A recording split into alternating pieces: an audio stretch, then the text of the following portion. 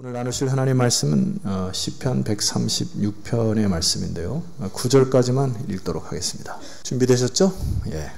한 절씩 교독합시다. 여호와께 감사하라. 그는 선하시며 그 인자하심이 영원하미로다.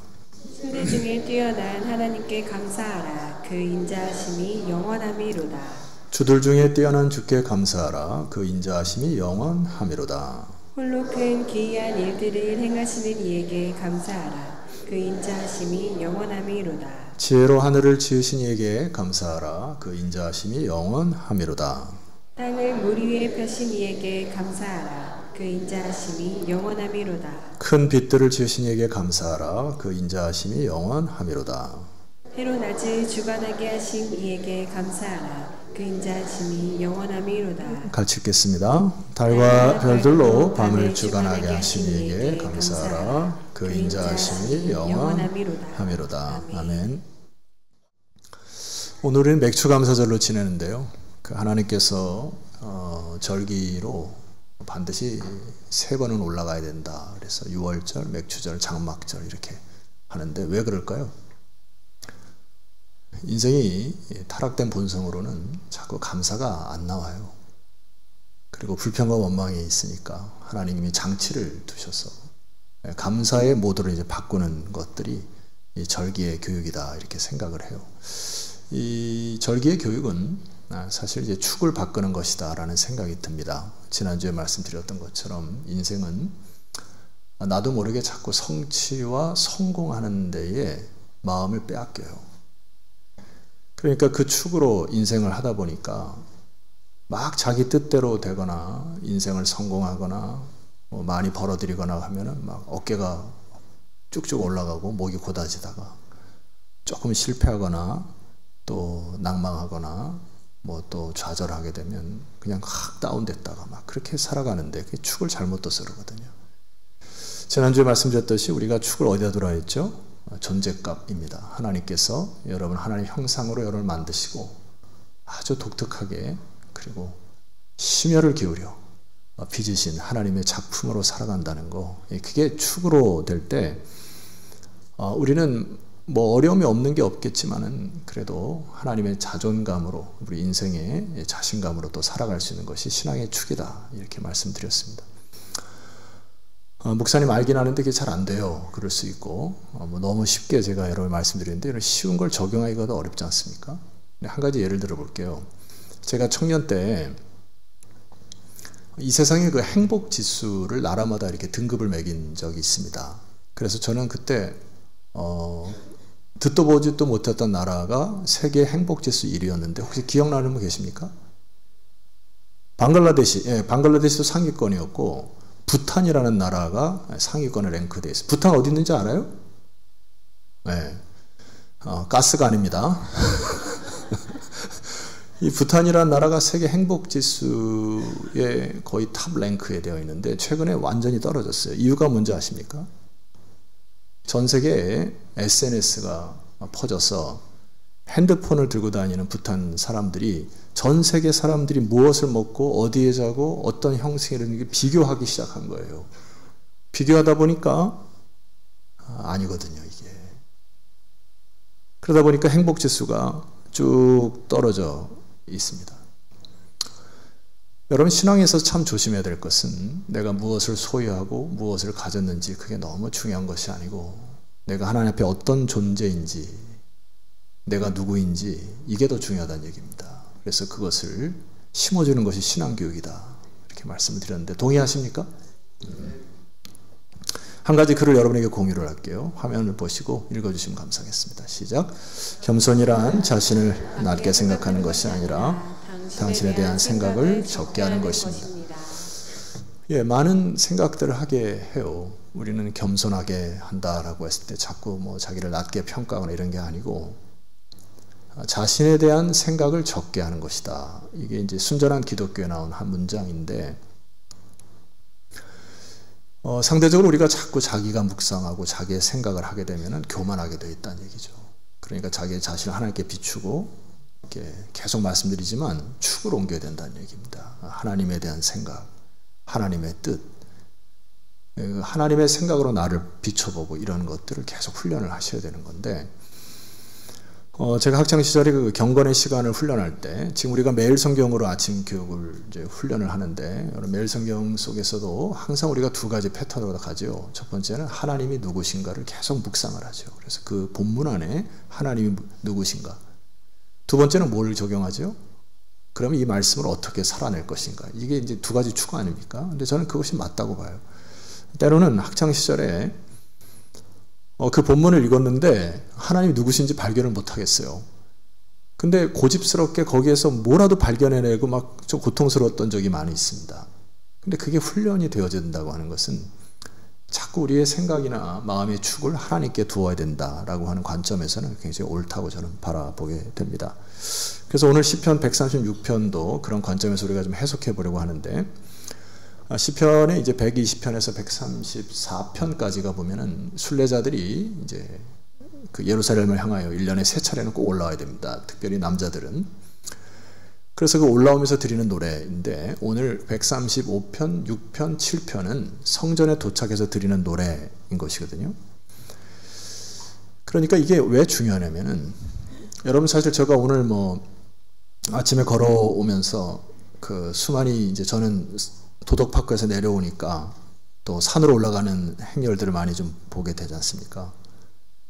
뭐 건강을 위해서 산을 타는 거에 대해서 뭐라고 하는 건 아닌데 좀 안타까움이 있는 거죠. 왜냐하면은 일주일에 한 번 정도로 우리가 하나님 앞에서 자신을 내려놓고 비추어 보고 또 반추해 봐서 내 인생이 하나님 앞에 올바로 가는 것인지 점검하는 것이 필요하다는 얘기죠. 그러면서 성전을 오가면서 여러분은 참석하면서 한 주간에 있었던 짜증이나 뭐 화나 이런 것도 좀 정리하고 오는 거 맞죠? 그냥 담아 갖고 오시나요? 담아 갖고 오셔도 되죠. 그럼 여기 담아와서 여기서 푸시면 되죠. 그러니까 인생에 어떤 매듭이 지어지게 되고 또 하나 또 성숙하게 되는 게 이 예배를 통해서 하나님 우리에게 주시고자 하는 중요한 저는 영양분이다 생각이 됩니다.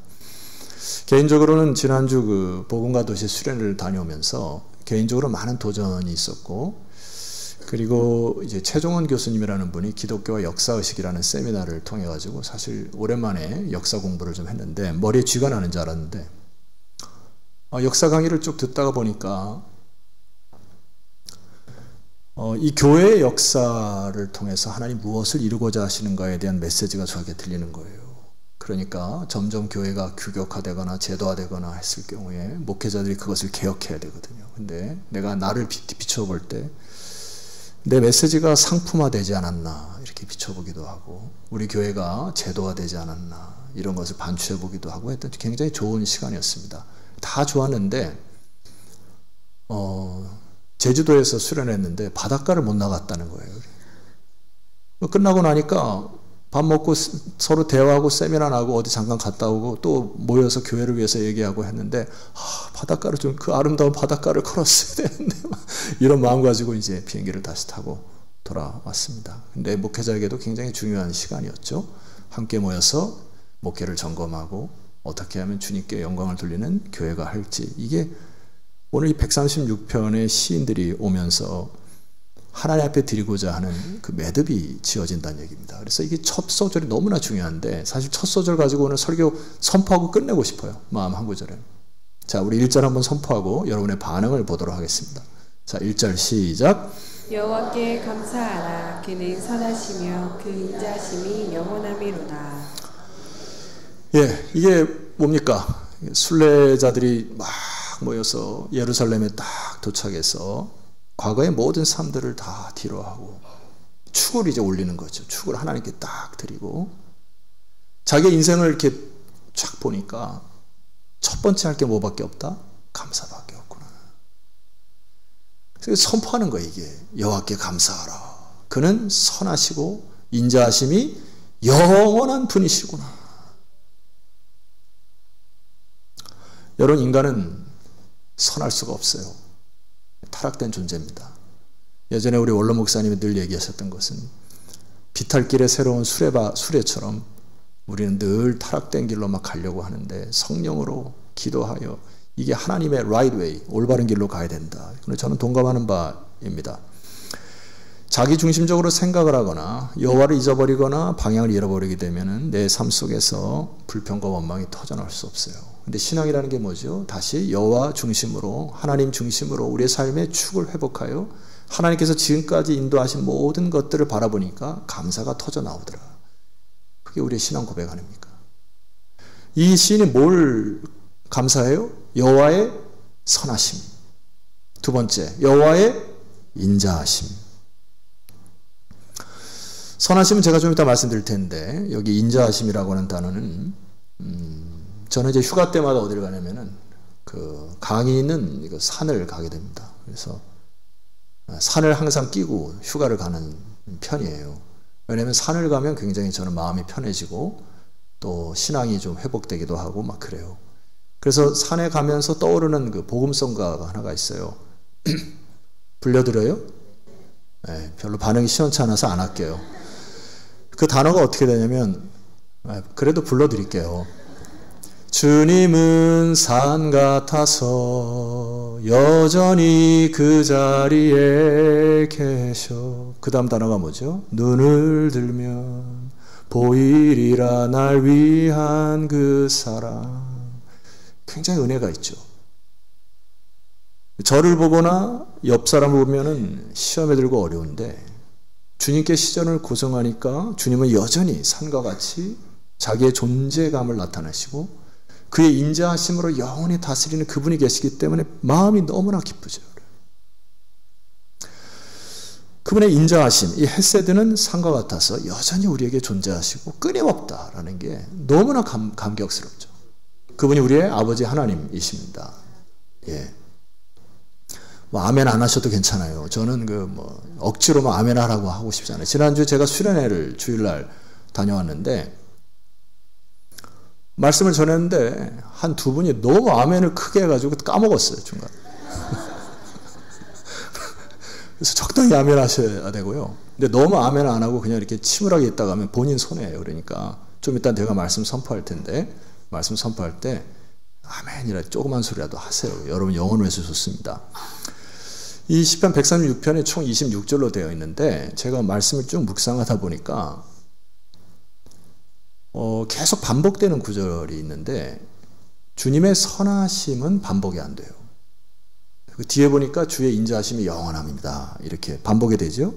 그래서 묵상을 해보니까 2절부터 25절까지는 하나님의 선하심, 이 선하심이라는 단어가 이 토브라는 단어, 제가 늘 말씀드렸던 단어 있죠. 이 토브라는 단어, 각종 좋은 단어를 다 해서 엑기스로 해도 모자랄 단어입니다. 그러니까 이 시인이 하나님의 선하심을 2절부터 노래하기 시작하는 것이죠. 그게 이제 역사입니다. 우리는 하나님을 신뢰하고 하나님은 우리에게 역사하시는 부분이 있습니다. 2절 말씀 제가 한번 볼게요. 신줄 등에 뛰어난 하나님께 감사하라. 주들 중에 뛰어난 주께 감사하라. 이게 선하심, 토브. 홀로 그 큰 기이한 일들을 행하시는 이에게 감사하라. 지혜로 하늘을 지으신 이에게 감사하라. 이게 하나님의 토브, 선하신 역사. 땅을 물 위에 펴신 이에게 감사하라.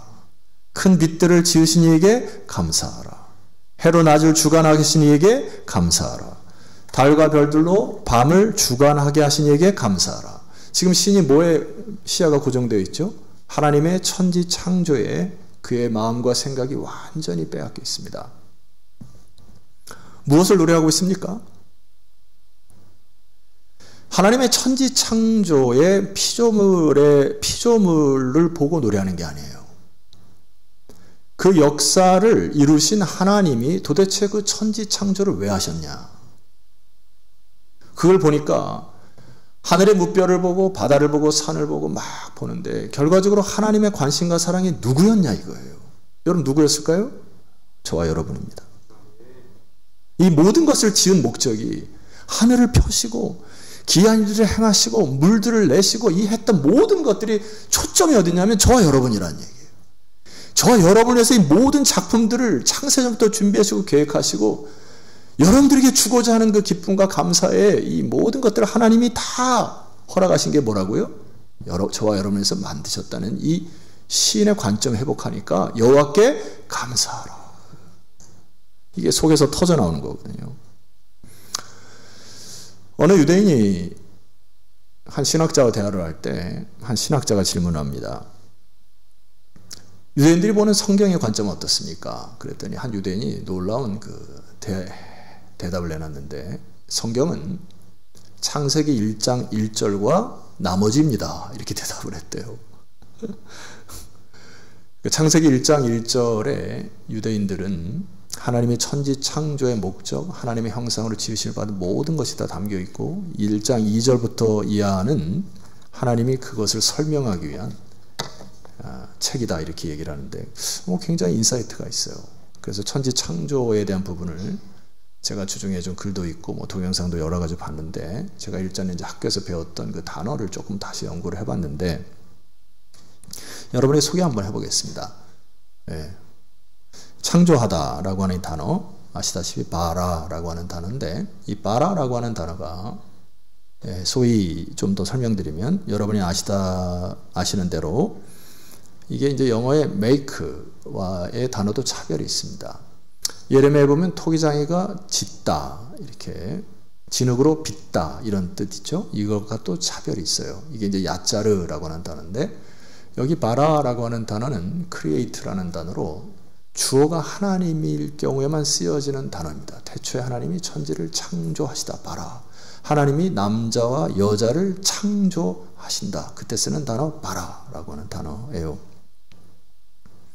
근데 이 바라를 해석하는 또 다른 해석 중에 하나가, 저기 이제 바라가 이제 히브리어로 세 글자가 되어 있는데, 맨 마지막 단어는 전미어로서 빼도 됩니다. 그러니까 이제 어근, 뿌리가 있다는 얘기죠. 예. 거기까지만 설명할게요.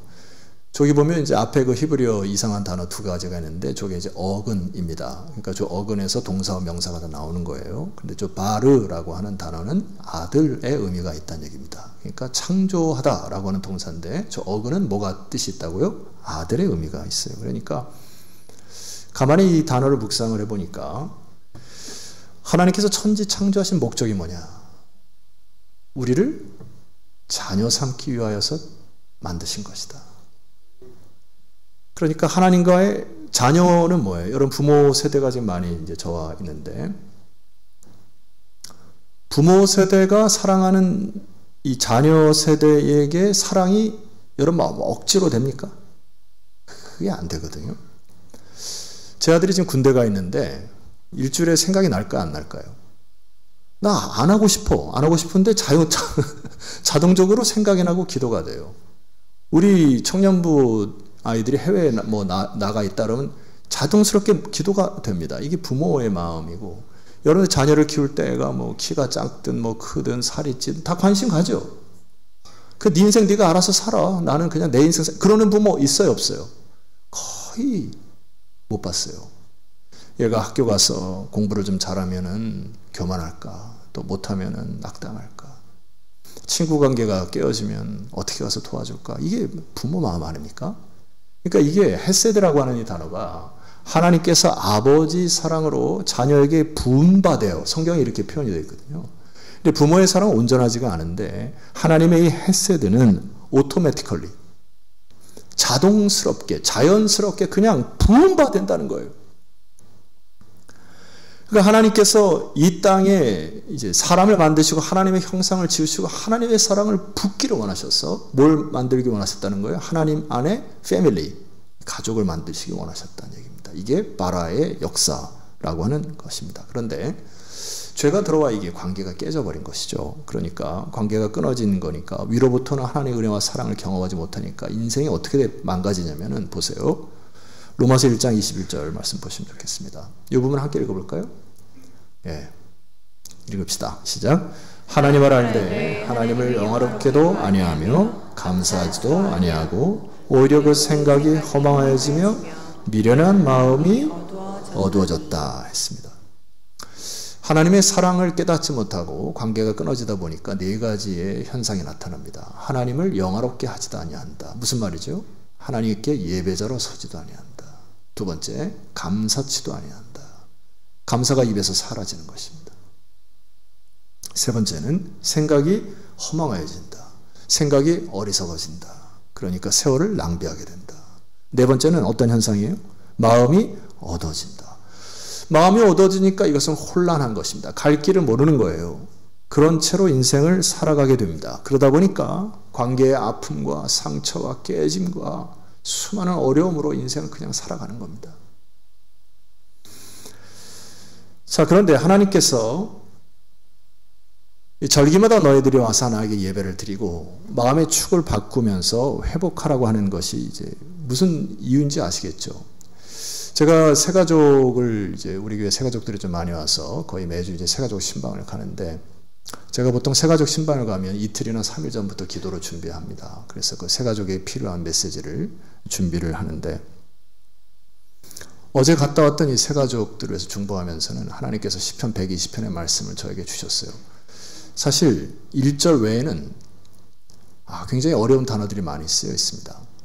왜냐하면 그 1절 다음에는 거짓된 입술과 속이는 혀로 너희들의 인생이 어렵고, 로뎀나무 숯불로 막 타오르고, 장사가 쏜 화살에 맞고 막 이런 새가족 신방을 가는데 이게 좀 어렵다. 그런데 하나님 계속 그 말씀을 허락하셔서 제가 120편 말씀을 선포하고 왔는데 1절 말씀이 너무 은혜가 돼요. 여러분 1절 말씀을 한번 같이 선포해 보도록 하겠습니다. 준비되셨죠? 자, 시작. 내가 환난 중에 여호와께 부르짖었더니 내게 응답하셨도다. 세 가지 메시지를 선포했습니다. 첫 번째, 환난이라고 하는 것은 인생의 모든 사람들이 당하는 것이다. 방금 말씀드렸던 것처럼 장사가 쏜 화살에 맞은 사람도 있어요. 주중에. 여러분 맞은 사람 있죠? 한 두세 분 지금 딴 세상 가셨네.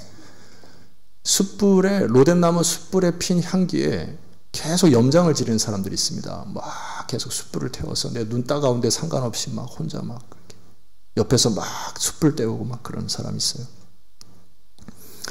근데 그 환난 속에서 여호와께 부르짖었더니 하나님이 뭐 하셨다?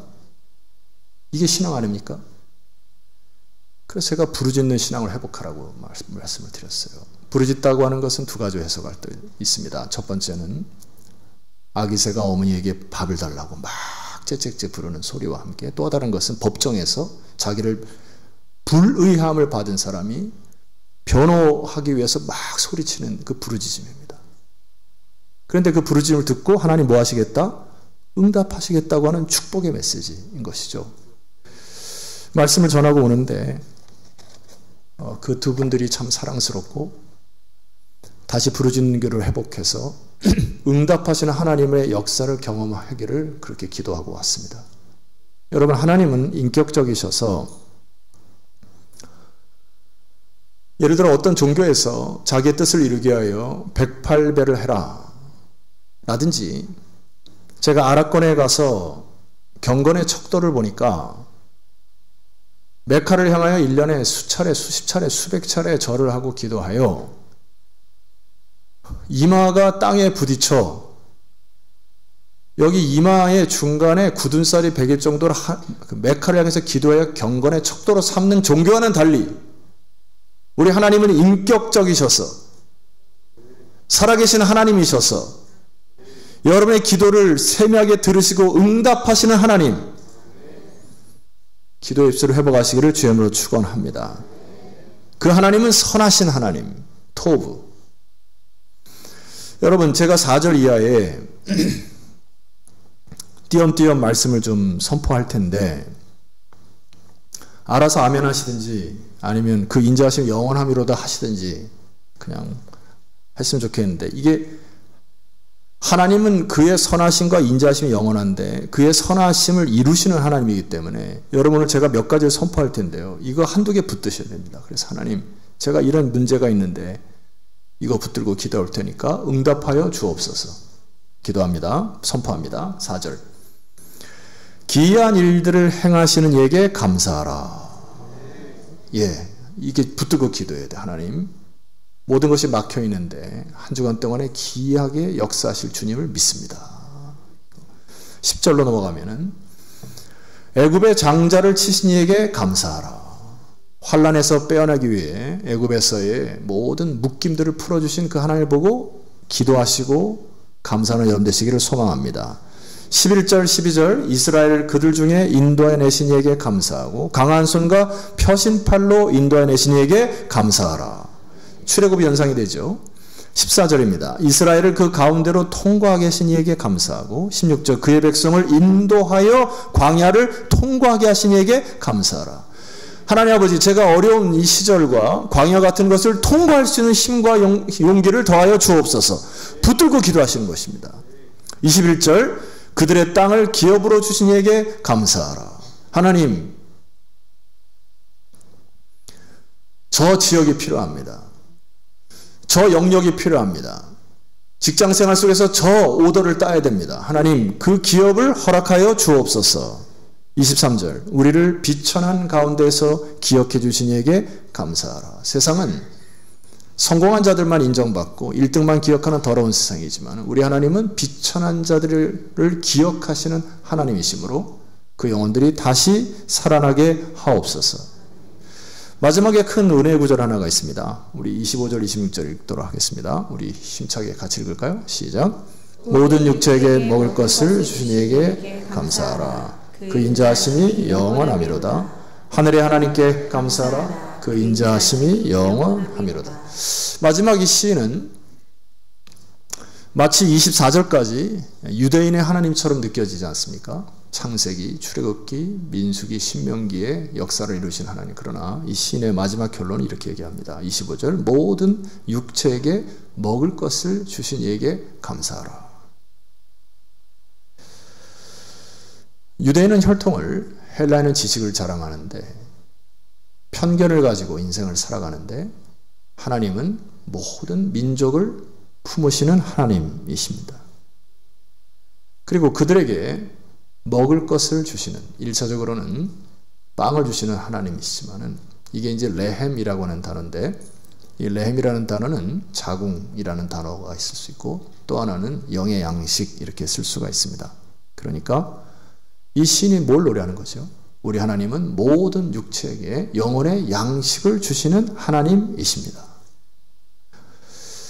기억하셔야 될 것은 하나님 태초에 천지를 창조하시고 하나님과 여러분과 관계없는 자를 만든 게 아니고 낳았다. 내가 너를 낳아 자녀 삼아 가족 관계로 너희들을 불렀다. 이게 창조의 목적. 여기 아멘 하시고 제가 설교 마칠게요. 이게 창조의 목적. 그래서 저희 가정에 그 아이디가 있는데 그 아이디가 킹스 패밀리입니다. 왕의 가족이다. 우리 자녀들에게 어렸을 때부터 우리 아이들에게 우리는 킹스 패밀리다. 그래서 제 카톡이나 어디 보면 킹스 패밀리가 되어 있어요. 그러니까 우리는 하나님의 자녀되었는데 우리는 하나님의 가족이 되었다. 이런 표현이거든요. 우리 옆지척에 한번 고백을 해보겠습니다. 우리는 따라합시다. 우리는 주 안에서 한 가족입니다. 나이만 좀 달랐지. 이모도 계시고 동상도 계시고 형님도 계시고 다 그런데 우리는 예수 그리스도 안에서 한 가족인데 여러분 우리가 수련회와 성경에 또 왜 기도를 해야 되죠? 가족이니까. 왜 사랑을 해야 되죠? 왜 여러분의 시간을 투자해야 되고 왜 여러분의 물질을 열어 사랑하는 자녀들에게 베풀어야 되죠? 가족이니까. 그냥 그렇게 되더라고요. 제가 청년부 수련회를 이제 해마다 수련회 현장을 방문합니다. 그래서 금요일 날 이제 청년부 수련회를 이렇게 참석을 해서 보통 이제 금요 기도에 맞춰서 오는데 그날따라 우리 아이들이 너무 사랑스러운 거예요. 그러니까 떠나기 싫더라고. 그래가지고 애들하고 같이 찬양하고 기도하고 밤늦게까지 있다가 집에 오니까 새벽 1시가 넘더라고요. 그래서 제가 조금 피곤한 거예요. 그러니까 말소리가. 근데 그게 내가 뭐 억지로 하겠어요? 가족이니까. 우리 애들 영어로 살려야 되니까. 담임으로서 뒤에서 중보하면서 아이들이 살아났으면 좋겠으니까. 그게 가족 아닙니까? 가족. 어거스틴의 고백론 가운데 이런 게 있습니다. 인간의 심령이 어디를 바라보든 그게 하나님을 향하지 않는다면 슬픔으로 흘러갈 수밖에 없다. 그러니까 하나님부터 은혜와 사랑을 경험하지 못한 것들은 선하지가 않다 얘기잖아요. 하나님 밖에 있는 것들과 그게 닿게 될 바깥 그 자체가 아름다운 것처럼 보일지라도 반드시 그리 되게 마련이다. 그러니까 여호와를 깊이 사랑하고 여호와께서 우리에게 가족 삼으신 것의 그 은혜로 우리들의 축을 옮기기 시작할 때 비로소 사랑이 넘치는 교회가 될 것이다. 여러분들은 주님께서 낳은 것이죠. 그래서 여러분, 오늘 이 레헴이라는 단어는 예수 그리스도가 우리의 첫 아들이 되셔서, 이런 표현이 있는데, 죄로 끊어진 우리들을 예수 그리스도로 인하여 새로운 자녀로 낳았다, 이런 표현을 하시거든요. 끊어진 우리들을 다시 그리스도로 연결시켜서 하나님의 가족 되게 하셨다. 이게 예수 그리스도의 진리, 그리스도의 은혜인 것입니다. 여러분들은 저와 머지않아 천국에 올라갈 때, 여러분 그거 아세요? 천국에 올라가면 비밀번호 있는 거? 예? 천국에 딱 올라갈 때 천사들이 딱 막는데 비밀번호를 딱 뭐를 치셔야 되냐면은 예수 그리스도 딱 치면 문이 쫙 열려요. 문이 쫙 열려서 하나님 웰컴 하십니다. 그게 비밀이에요. 우리는 하나님의 자녀된 가족들입니다. 자리에서 일어납시다. 잠언서 4장 23절 말씀 보면은 이 부분 한번 선포합시다. 자, 시작. 무릇 지킬 만한 것 중에 더욱 내 마음을 지키라. 생명의 근원이 이에서 남이니라. 공동번역에 보면 무엇보다도 마음을 지키라. 그것이 바로 복된 삶의 셈이다, 이렇게 적혀 있습니다. 그러니까 여기 마음이라고 하는 단어는 문이라는 단어로도 쓸 수 있어요. 그러니까 너희들이 문을 잘 지켜서 하나님의 역사를 이루는 인생, 그리고 사탄이 틈을 타지 못하도록 마음에 들고 나가는 것들을 잘 지켜서 여러분 주의 가족으로 믿음 생활 잘 하시다가 천국에서 기쁘게 만나십시다. 예, 찬송 드립시다. 사랑하는 성도 여러분, 이 시간 축을 옮기는 기도를 아버지 앞에 드리기를 원합니다. 세상의 물질과 자본주의 세계 속에서 성공과 성취의 인생을 사는 것이 아니라 하나님의 아들로 주께서 나를 낳은 십자가의 보혈을 의지하여 주님 감사와 기쁨으로 인생 살아가기를 소망하오니 이 시간 나의 마음을 주관하여 주시고 내 마음을 지켜나가겠으므로 하나님 영광받는 내 인생 되게 해달라고 우리 시간에 합심하여 잠시 기도하는 시간을 갖도록 하겠습니다. 기도합니다.